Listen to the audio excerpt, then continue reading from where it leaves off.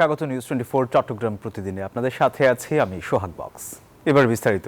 দর্শক, রাজধানীর আগারগাঁওয়ে চীন মৈত্রী সম্মেলন কেন্দ্রে জাতীয় বিপ্লব ও সংহতি দিবসের আলোচনা সভায় ভার্চুয়ালি বক্তব্য রাখছেন বিএনপির ভারপ্রাপ্ত চেয়ারম্যান তারেক রহমান। আমরা সরাসরি চলে যাচ্ছি সেখানে।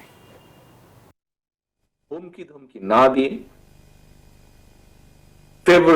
আগামী ফেব্রুয়ারি মাসে জনগণের সেই সকল সহযোগী যারা ছিলেন, যাদের নিয়ে বিভিন্ন সন্দেহ প্রকাশ হচ্ছে, তাদেরকে লক্ষ্য রেখে সাথে আজকে যারা উপস্থিত আছেন তাদেরকে সাথে নিয়ে বলতে চাই, অন্তর্বর্তীকালীন সরকারকে হুমকি ধামকি না দিয়ে আগামী ফেব্রুয়ারি মাসে জনগণের মুখোমুখি হই। আমরা চলুন, জনগণের মুখোমুখি আমরা সকলে হই, চলুন।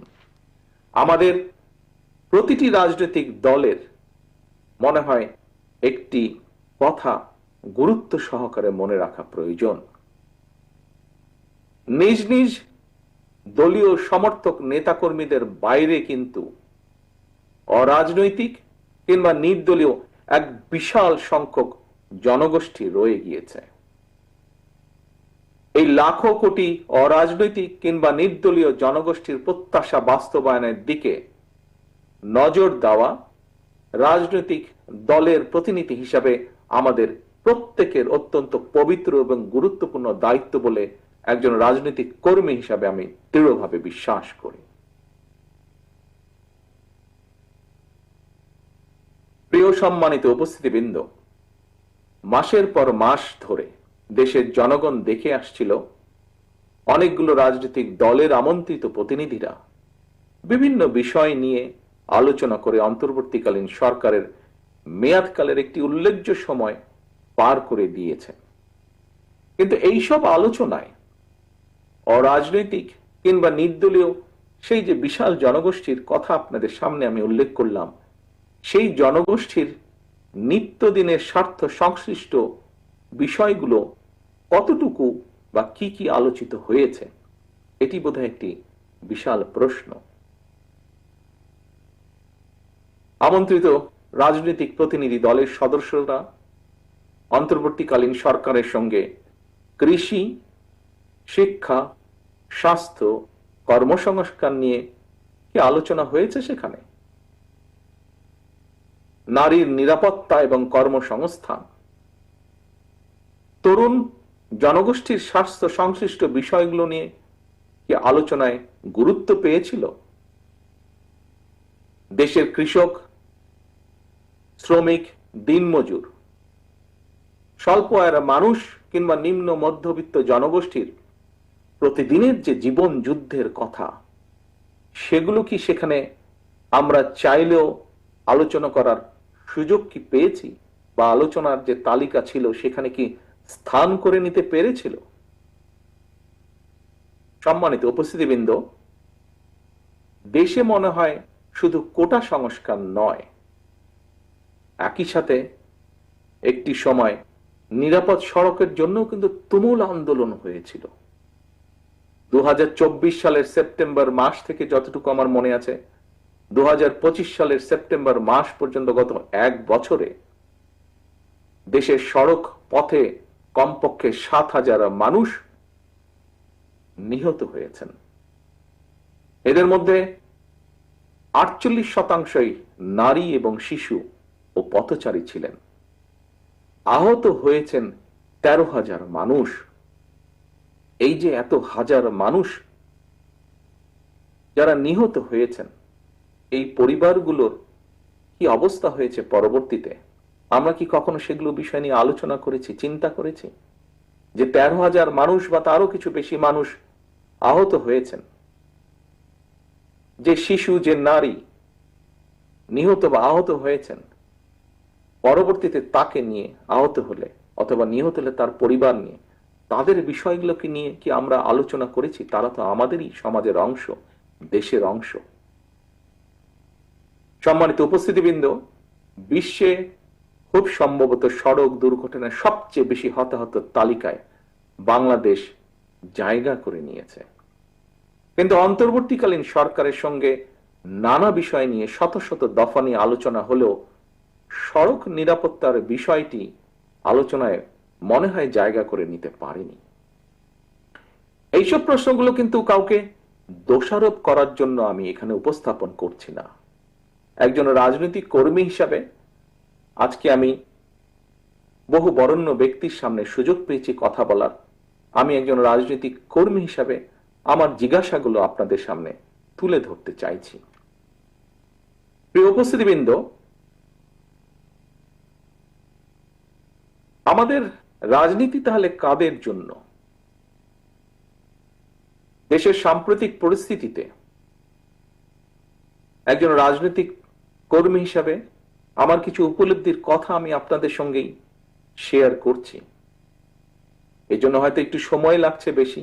আমি আবারও আপনাদের যদি বিরক্তির উদ্রেক করে থাকি তার জন্য আপনাদের কাছে ক্ষমা চেয়ে নিচ্ছি।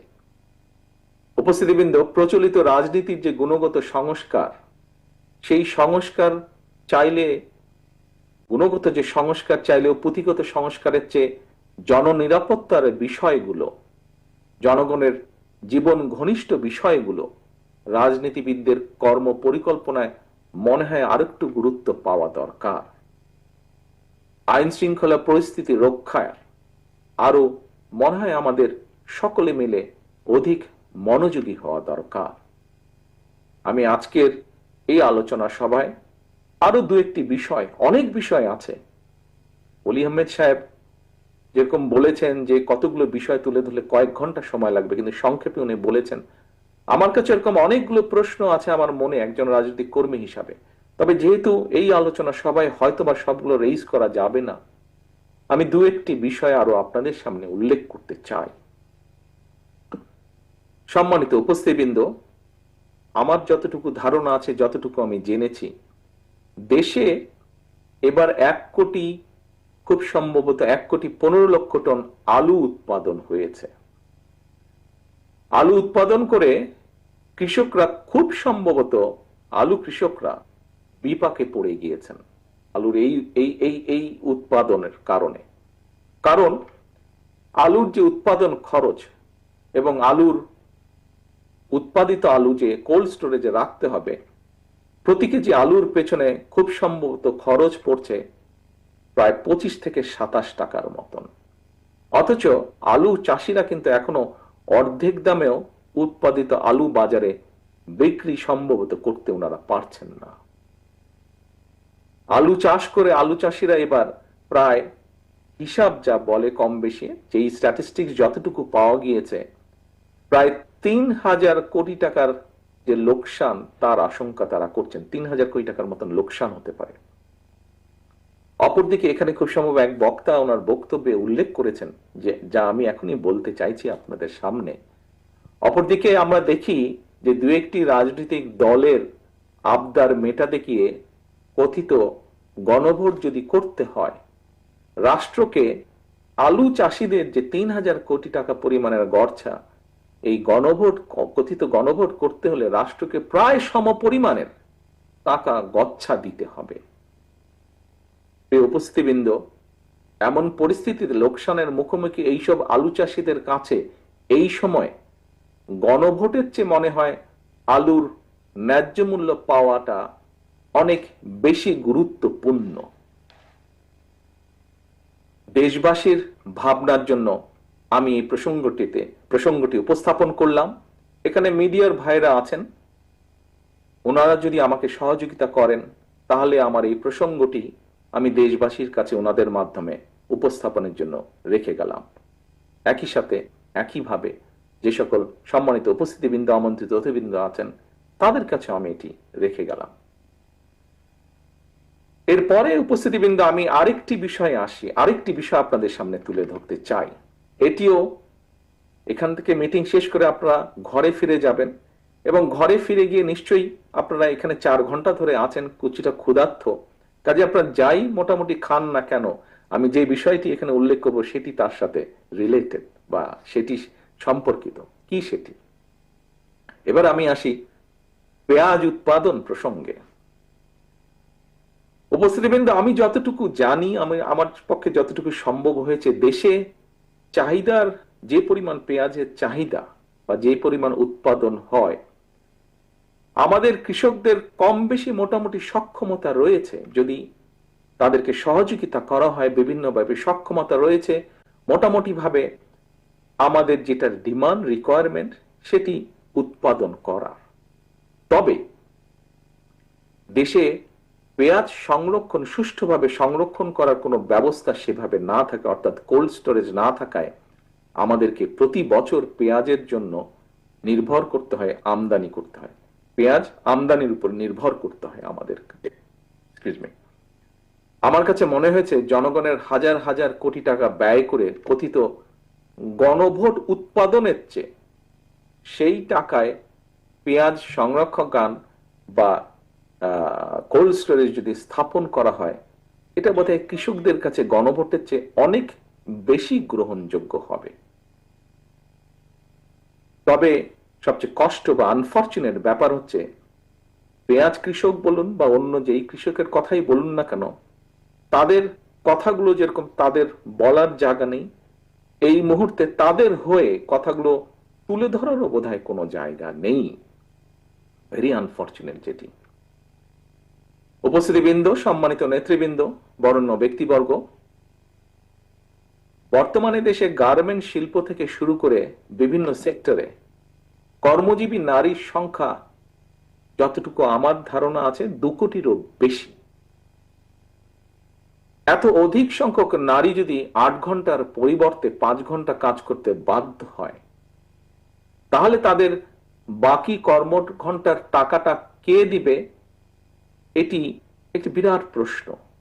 নারীর কর্মঘণ্টা কমানোর কথা বলে চাকরিদাতাদেরকে কি কৌশলে নারীদেরকে চাকরি না দেওয়ার জন্য কি উৎসাহিত করা হচ্ছে না?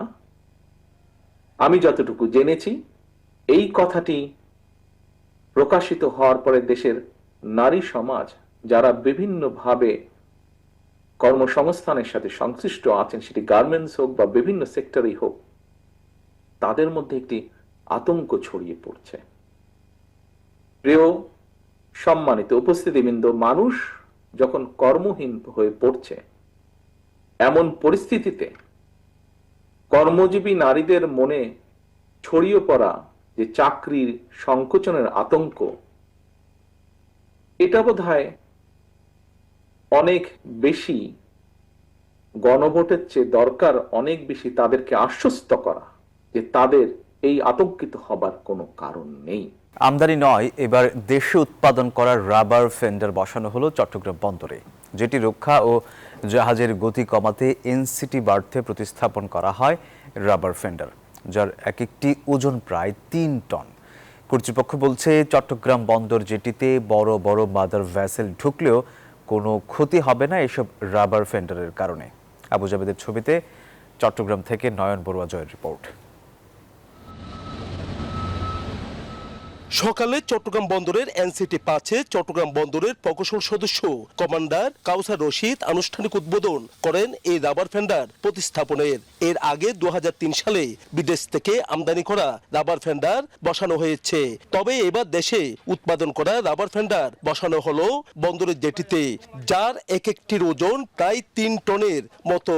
আগের যে টেস্ট রেজাল্টের সাথে কম্পেয়ার করে আমরা দেখেছি যে খুবই গ্রহণযোগ্য, এবং আমাদের যে বর্তমান সরকারের একটা বিভিন্ন দেশীয় কোম্পানিকে ইমপ্রুভ করার যে একটা চেষ্টা, সেটাও এখানে মানে অর্জিত হয়েছে। ক্ষতি থেকে রক্ষার জন্য এটা এই ফেন্ডার ছাড়া কোনো বিকল্প নেই।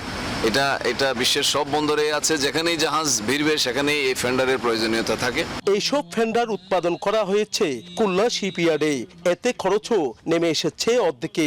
আমাদের যে বিদেশি খরচ, তার থেকে প্রায় আমাদের 40% কমে যাচ্ছে খরচটা। দেশে রাবার ফেন্ডার উৎপাদনকারী প্রতিষ্ঠান খুলনা শিপইয়ার্ডের কর্মকর্তা বলেন, দেশে বানানো ফেন্ডারগুলো মানের দিক দিয়ে আমদানির চেয়ে কোনো অংশে কম নয়। এই ফেন্ডার সহ বিভিন্ন রকম রাবার সিল, বুশ এগুলো আমরা তৈরি করি, এবং এগুলো যথেষ্ট আন্তর্জাতিক মানসম্পন্ন, এবং এগুলো আমরা ক্লাসিফিকেশন সোসাইটি বিবি ভেরিটাস থেকে সনদপ্রাপ্ত। রাবার ফেন্ডারের যোগানেও কোনো ঘাটতি নেই বলেও জানান উৎপাদনকারী প্রতিষ্ঠানের কর্মকর্তারা। নয়ন বড়ুয়া জয়, নিউজ 24, চট্টগ্রাম। চট্টগ্রামের সাবেক মেয়র মহিউদ্দিন চৌধুরী ও সাবেক শিক্ষামন্ত্রী নৌফেলের বাসায় অভিযান চালিয়ে 7 জনকে আটক করেছে পুলিশ। বুধবার অভিযান চালিয়ে তাদের আটক করা হয়। পুলিশে জানায়, নিষিদ্ধ ঘোষিত ছাত্রলীগের নেতাকর্মীরা অবস্থান করছে এমন অভিযোগের পরিপ্রেক্ষিতে অভিযান চালানো হয়। আটককৃতদের সংশ্লিষ্টতা যাচাই করে পরবর্তী আইনি ব্যবস্থা নেওয়া হবে। এছাড়া নগরীতে আইন শৃঙ্খলা পরিস্থিতি নিয়ন্ত্রণে প্রতিটি গুরুত্বপূর্ণ এলাকায় পুলিশের টহল বাড়ানো হয়েছে।